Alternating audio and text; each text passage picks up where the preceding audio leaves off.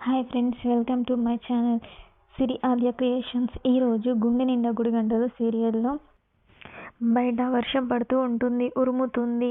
మీనా బట్టలు తీసుకొస్తా అని చెప్పేసి వెళ్తుంది. అప్పుడు బాలు, వద్దులే, బయట పందుల్లా మెక్కేసి పడుకున్నారు, వాళ్ళు తీసుకొస్తారులే అని చెప్తాడు బాలు. అప్పుడు మీనా సరేలేండి అనేసి అంటుంది. అప్పుడే సడన్గా పవర్ పోతుంది. బాలు ఇది కరెక్ట్ టైంకి పోతుంది అంటూ క్యాండిల్ వెలిగిస్తాడు. అప్పుడు పెద్దగా ఉరుముతుంది బయట. అప్పుడు మీనాకు భయం వేసి బాలుని గట్టిగా హగ్ చేసుకుంటుంది. బాలు అలానే స్టన్ అయి నిల్చొని ఉంటాడు. బాలు కూడా తనని హగ్ చేసుకుంటాడు. అలా వాళ్ళిద్దరూ ఒకటైపోతారు. ఇదంతా ప్రభావతికి ఒక కళ రూపంలో వస్తుంది. ఏదో పీడకల వచ్చినట్టుగా సడన్గా ముత్తుకుంటూ లేచి కూర్చుంటుంది ప్రభావతి. ప్రభావతి వాళ్ళ ఆయన కూడా సడన్గా లేస్తాడు. ఏమైంది, ఎందుకు అలా మొత్తుకుంటున్నావు, ఏమైంది అని అంటే, ఏదో పీడకల వచ్చిందండి, ఏదో జరిగిపోతుంది అని మొత్తుకుంటుంది. అసలు ఏమొచ్చింది అనేసి అంటే, పెద్దగా ఉరుములు మెరుపులు, ఒక పెద్ద పిడుగొచ్చి నా తలపైన పడిందండి అని అంటుంది ప్రభావతి. అలా అన్ని జరిగినా నువ్వు ఇంకా బ్రతికే ఉన్నావా అనేసి అంటాడు. అప్పుడు ప్రభావతి బ్రతికే ఉన్నాను, కలలో చనిపోయానండి అనేసి చెప్తుంది. అయ్యో, ఆ కలలో నేనుంటే ఎంత బాగుండు అని అంటాడు ప్రభావతి వాళ్ళ ఆయన. ఏంటి అని అంటుంది ప్రభావతి. లేదే, నేను కూడా నీ ప్రక్కన ఉండి నిన్ను బ్రతికించుకునేవాడిని కదా అనేసి అంటాడు. ఏంటండి ఇంత ఘోరమైన పీడకల వచ్చింది నాకు. ఆ బాలు ఏమో నా కోసం గుంతలు తవ్వుతున్నాడు, ఈ మీనా ఏమో సమాధి పైన నిల్చొని డాన్స్ చేస్తుందండి అని ఇంత ఘోరమైన పీడకల వచ్చిందండి నాకు అనేసి చెప్తుంది ప్రభావతి. కళ నిజమైతే బాగుండు అనేసి అంటాడు. ఏంటండి అనేసి అంటుంది ప్రభావతి. ఏం లేదే, పీడకలలు నిజం కావులే, నువ్వేం భయపడకు అనేసి చెప్తాడు. ప్లీజ్ అండి, కొన్ని వాటర్ ఇస్తారా అనేసి అడుగుతుంది. ఎందుకు, నీ కలలో వాటర్ ఎవరు ఇవ్వలేదా అనేసి అంటాడు. ఏంటి మీకు జోక్గా ఉందా అంటే, లేదు, నువ్వు కళ నుంచి బయటికి రావాలని జోక్ చేశాలే అని అంటాడు. సర్లే పడుకో అనేసి అంటే, తను పడుకున్నా కూడా అదే ఆలోచిస్తూ ఉంటుంది. నాకేదో కొడుతుంది, నాకేదో రివర్స్లోనే నాకేదో పెద్ద పీడకలే జరగబోతున్నట్టు అనిపిస్తుంది అనేసి అంటుంది ప్రభావతి. అదేదో మార్నింగ్ తెలుస్తుందిలే, పడుకో అనేసి అంటాడు ప్రభావతి వాళ్ళ ఆయన. మార్నింగ్ మీనా లేస్తుంది. లేచేసరికి తన కొంగు బాలు కింద ఉంటుంది. తను చాలా హ్యాపీగా ఫీల్ అవుతుంది. అలా ఫీల్ అవుతూనే తనని బాగా చూసుకుంటూ చాలా సంతోషంగా లేస్తుంది మీనా. అలా రెడీ అయ్యి కిందికి దిగుతూ ఉంటుంది. చాలా హుషారుగా ఎగురుకుంటూ నడిచినట్టు వస్తుంది. అదంతా కింద కూర్చొని ప్రభావతి చూస్తూ ఉంటుంది. ఏంటి ఇది, నైట్ మూలుగుతూ పడుకుంది, ఇప్పుడేమో చెంగు చెంగుమని జింక పిల్లలా ఎగురుతూ వస్తుంది, ఏంటి నాకేదో కొడుతుంది, ఏదో జరగకూడదే జరిగినట్టు అనిపిస్తుంది అనేసి మీనా దీపం పెట్టడానికి వెళ్తుంటే, ఏంటి ఆగు మీనా, ఎటు వెళ్తున్నావు అనేసి అడుగుతుంది. ఇటే అనేసి అంటుంది. ఇటే అంటే ఎటు అంటే, ఇక్కడికే, దేవుడికి దీపం పెట్టాలి కదా, అందుకే వెళ్తున్నా అత్తయ్య అనేసి అంటుంది మీనా. ఏంటి, నువ్వేంది పెట్టేది దీపం, నీకు తెలియదా, నువ్వు ఇంటికి దూరంగా వెళ్ళావు, అలాంటి దేవునికి ఎలా దీపం పెట్టాలి అనుకుంటున్నా, తలస్నానం చేస్తే దీపం ఎవరైనా పెడతారా అనేసి అంటుంది. ఏంటత్తయ్య, తలస్నానం చేసి దీపం పెట్టారా, అందరూ పెళ్ళయ్యాక తలస్నానం చేసి మార్నింగ్ దేవుని ముట్టుకోరా అత్తయ్య అనేసి అంటుంది మీనా. మీరు ముట్టుకోలేదా అనేసి అంటే, నేను వెళ్ళలేదు దేవుని దగ్గరికి అనేసి చెప్తుంది.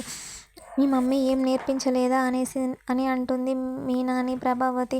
మా మమ్మీ అన్నీ నేర్పించిందిలే అత్తయ్య, మీరే సరిగా అర్థం చేసుకోవట్లేదు, నేను దీపం పెట్టడానికే వెళ్తున్నా, మీరెందుకు ఇలా నన్ను అపార్థం చేసుకుంటున్నారు అనేసి అంటుంది మీనా. ప్రభావతి మీనాను నువ్వు ఇంట్లోకి రావడంతోనే అనేసి స్టార్ట్ చేయంగానే మీనా, ఆగండి అత్తయ్య, నేను చెప్తాను, నేను ఇంట్లోకి రావడమే దరిద్రం, మీకంతా శనిలాగా పట్టుకున్నాను, మా వాళ్ళంతా మీ ఇంట్లో పడి తింటున్నారు, ఇదే కదా మీరు అనేది, అదే కదా రోజు నేను వినేది అనేసి అంటుంది మీనా.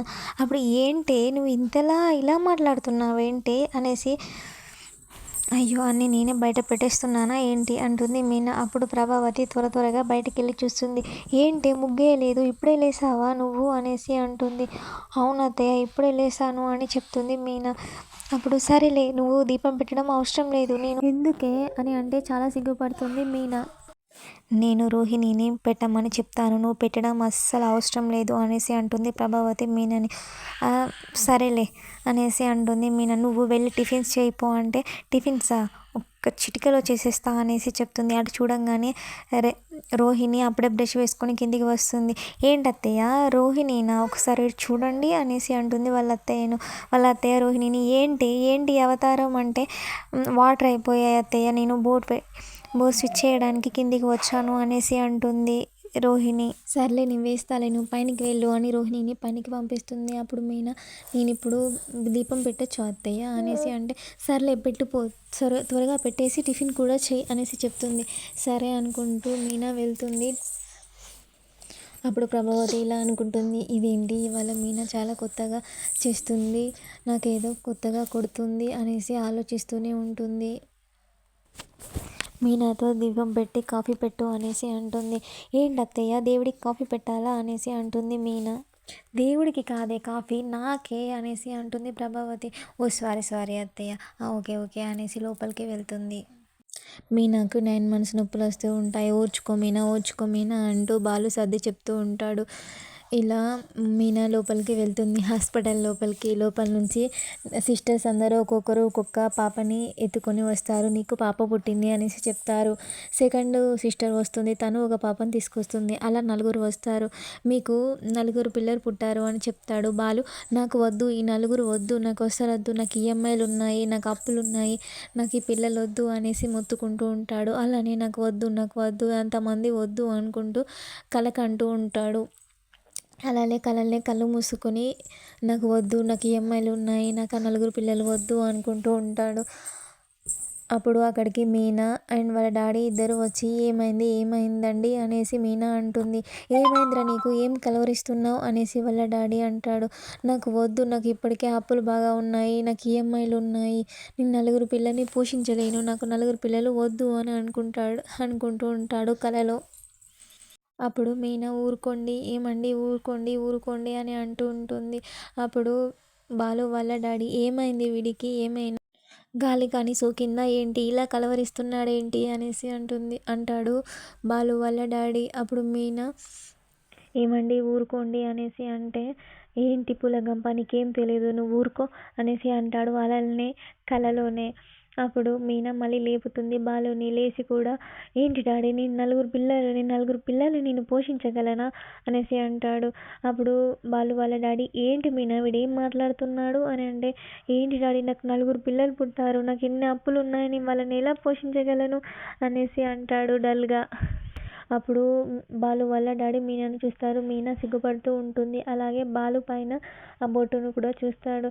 ఏంట్రా నీ కల కన్నావా, నువ్వు 4 పిల్లల్ని కనురా, నేను పెంచుతాను, నేను మిమ్మల్ని పెంచలేదా, అలాగే వాళ్ళను కూడా పెంచుతాలే అనేసి అంటాడు. ఫస్ట్ అయితే లేచి ఫ్రెష్ అప్ అయ్యి వెళ్ళిరాపో అనేసి అంటాడు.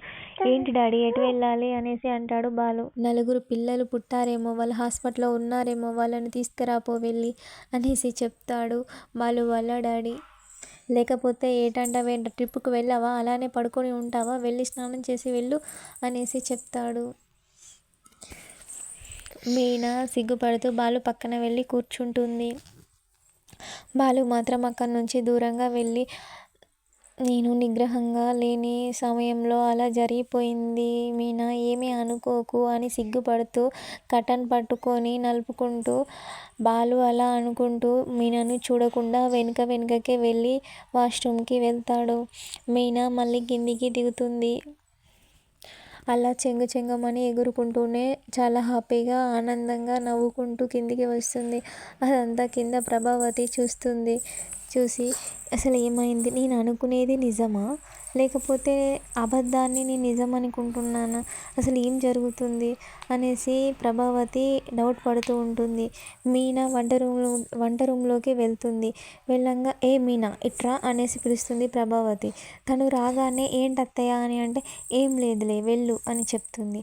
మళ్ళీ అలానే తను వెళ్ళంగా మళ్ళీ పిలిచి ఏంటత్తయ్య అనేసి అంటే, కాఫీ అని ఎంతసేపు అవుతుంది చెప్పి, ఇప్పటికి కూడా నువ్వు తీసుకురాలేదు అనేసి అంటుంది ప్రభావతి. ఓహ్! అవునత్తయ్య మర్చిపోయాను. సారీ అత్తయ్య ఇప్పుడు తీసుకొస్తాలే చిటికెలో అనేసి వెళ్తుంది లోపలికి.